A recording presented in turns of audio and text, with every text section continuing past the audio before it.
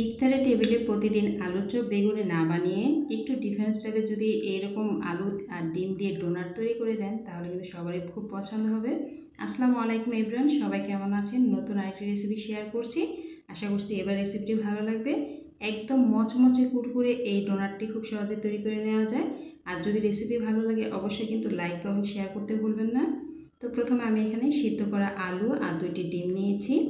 দুটি ডিম সিদ্ধ করা আর আলুগুলো সিদ্ধ আগে থেকে করে আমি এগুলোকে ছেলে নিয়েছি। এরপর টেস্টারের সাহায্যে আমি এগুলোকে গ্রেট করে নিচ্ছি। তো আপনারা চাইলে কিন্তু হাত দিয়েও এটাকে চামচের সাহায্যে ভেঙে নিতে পারেন, কিন্তু আমার মনে হয় ডোনাট তৈরি করতে গেলে এভাবে যদি আপনি গ্রেট করে নেন তাহলে আলুটাতে কিন্তু একদম মিহি হয়ে যাবে। তো এভাবে করলে ডোনাটগুলো তৈরি করতে অনেকটা সুবিধা হবে আর অনেকটাই মচমচে হবে। তো আলু আমার গ্রেট করা হয়ে গেছে। এরপর ডিমগুলোকে সেম প্রসেসে আমি গ্রেট করে নিয়েছি।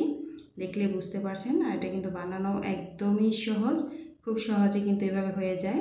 আর বাড়িতে যদি স্ট্যান্ডার না থাকে চাইলে কিন্তু আপনি চালনির সাহায্যে এটা করে নিতে পারেন।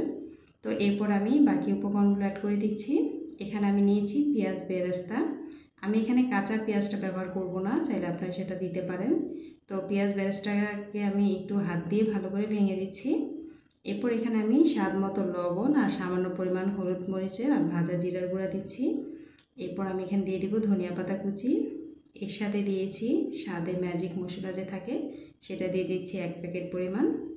সামান্য পরিমাণে কিন্তু এখানে চিনিও অ্যাড করতে হবে।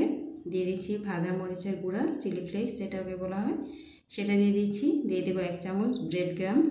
তো এখানে ব্রেড গ্রাম যদি এটা অপশনাল, না দিতে চাইলে বাদ দিতে পারেন। এরপর আমি এখানে বেসন দিয়ে দিচ্ছি। যেহেতু রমজান মাস সবার ঘরে বেসন থাকে, তো আমি বেসন দিয়ে দিচ্ছি। চাইলে আপনারা এখানে কর্নফ্লাওয়ার বা চালের গুঁড়াটা ব্যবহার করতে পারেন। এরপর আমি এখানে সরিষা তেল দিয়ে দিচ্ছি 2 চা চামচ পরিমাণ। এরপর হাত দিয়ে ভালো করে মেখে নিতে হবে। যদি একটু নরম যদি শক্ত মনে হয় তাহলে এখানে তেলের পরিমাণটা একটু বাড়িয়ে দিতে পারেন, কিন্তু এখানে পানি ব্যবহার করা যাবে না। তো হাতে আমি ভালো করে এটাকে মিক্স করে নিয়েছি। এরপর হাতে আমি একটু তেল মেখে নিয়েছি, দেখলে বুঝতে পারছেন। তো ডোনাটগুলো কিন্তু তৈরি করতে অনেকটাই সুবিধা হবে, এর জন্য হাতে আমি তেল মেখে নিয়েছি। এখন হাতের সাহায্যে আমি এটাকে গোল গোল শেপ দিয়ে নিচ্ছি।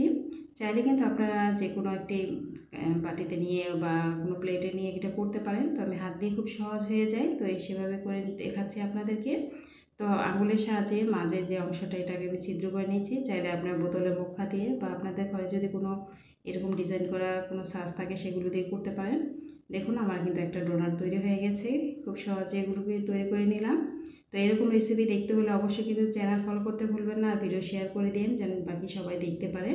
তো এইখানে আমি ব্রেড গ্রাম নিয়েছি, এটা আমি ঘরে তৈরি করেছি। পাউরুটি আর মুড়ি একসাথে ভালো করে ব্লেন্ড করে নিয়েছি।